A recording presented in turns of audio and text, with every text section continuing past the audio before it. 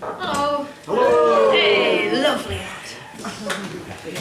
I'm going to wander about a lot. You can hear me anyway, can't you? Yeah, grand. We are not silent poets. You'll find us in back rooms, near bathrooms, in bars, on the Stanley Fringe, in libraries and the like, where free-thinking, beer-drinking, modern-day bards, and we properly take the mic. No, we are not silent poets. Our love of paper does not make us stationary. With hearts full of fire and arms full of dictionaries, we write the wrongs of this world. When our pens run dry, we'll sharpen our pencils. We'll spray paint our stanzas in Banksy-style stencils, and when our crayons are broken and our pencils are blunt, we will etch into mountains. The Tories are somewhat misguided.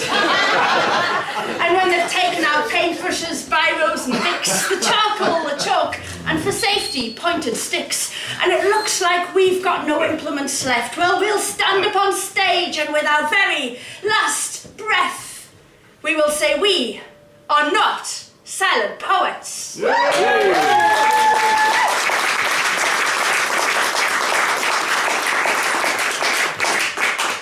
Thanks very much.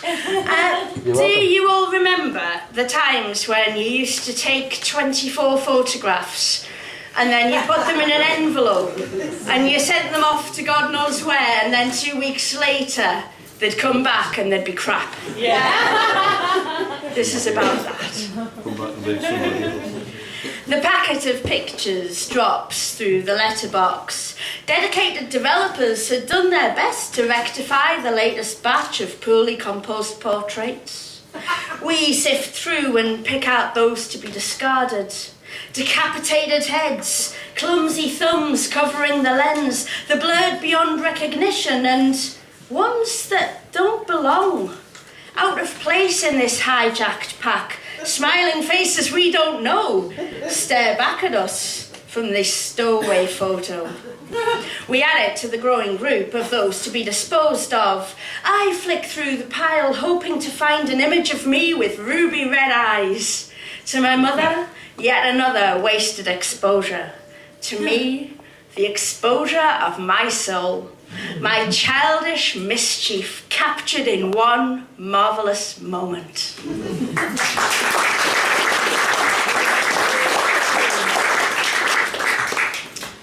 On a much more serious note, I wrote this poem on the anniversary of Martin Luther King's iconic Dream speech.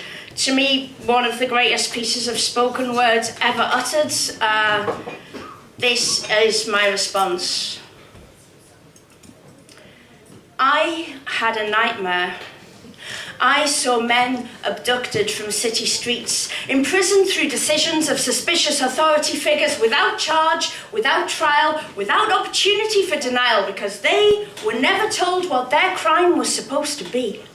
No accusations necessary, just a street sweep of minorities who must be up to no good.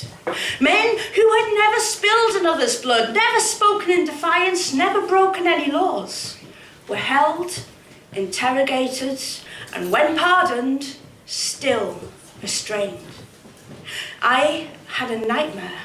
I saw screaming babes in arms of pleading mothers dragged from their doors in dawn raids to be detained, then returned like misdirected mail because legislation dictated they had no right to be here. Shipped off to far-flung places their faces would supposedly fit better. I had a nightmare.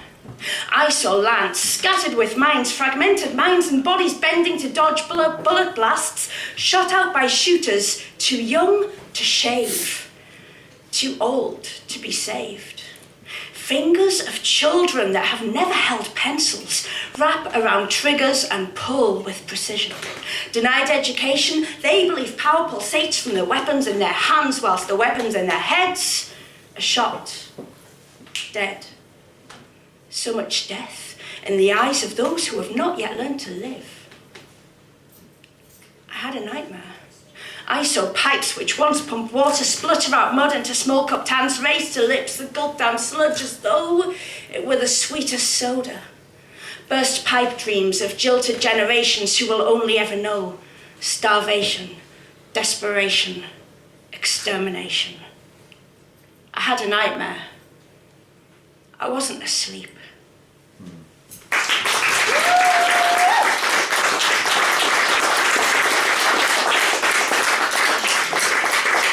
Thank you very much. It's nothing more than a bloody disgrace that we still live in a world that is messed up as it is.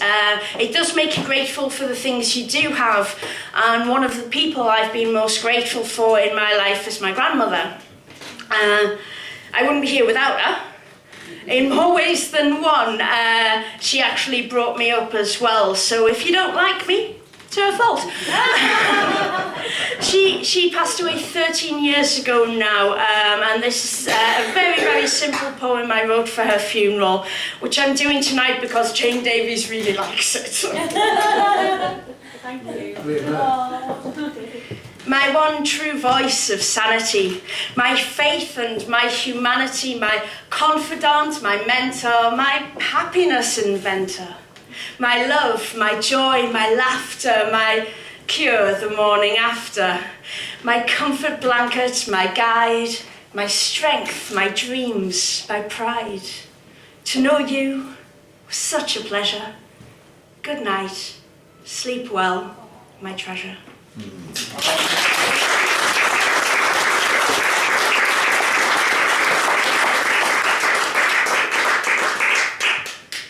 Yes, okay, so my grandmother had a way of starting conversations we'll get to in a moment. She was very fond of a Spoonerism, an accidental Spoonerism, which led to a great episode when my mum was changing the bedding upstairs one day, and my gran shouted up the stairs, "Make sure you take the shitted feet off the bed as well."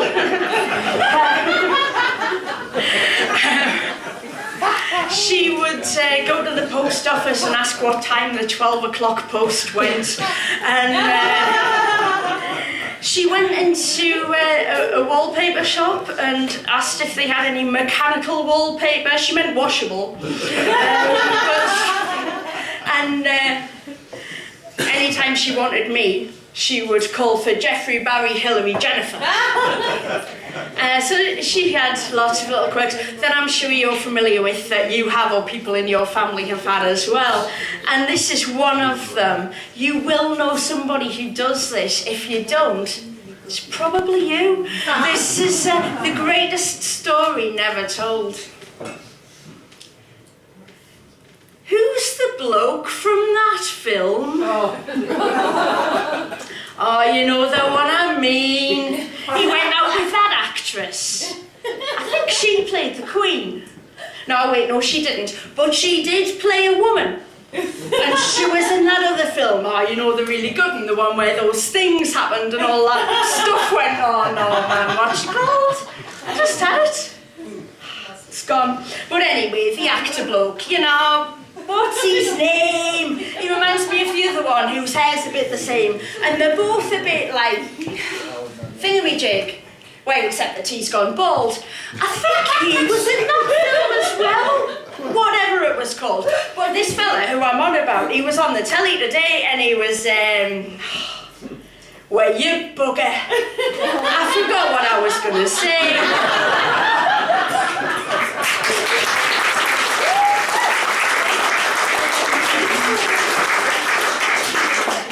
Lots of laughs of recognition there. Okay, I shall leave you with this in revolutionary spirit. Yeah. Survival of the fittest, yeah? Nah. Survival of the seediest, the greediest, whilst the needy remain overlooked. The meek will inherit the debt. And yet, why pity us if we allow it? Count out this life, never doubting, never shouting our defiance. Our compliance will sentence us to defeat. Stop muttering your complaints. Take the reins. Rise and defy this unnatural life. You, the understated. Yes, you, the understated, who create your own dreams is what this world needs to thrive and survive. Trounce those deluded fools and their misguided rules. Renounce your allegiance to their impudent impedance. Live by your views. You choose. Let nature be your muse. This civilization is uncivilized, bastardized. It's time to speak out, friends. It's time to rise.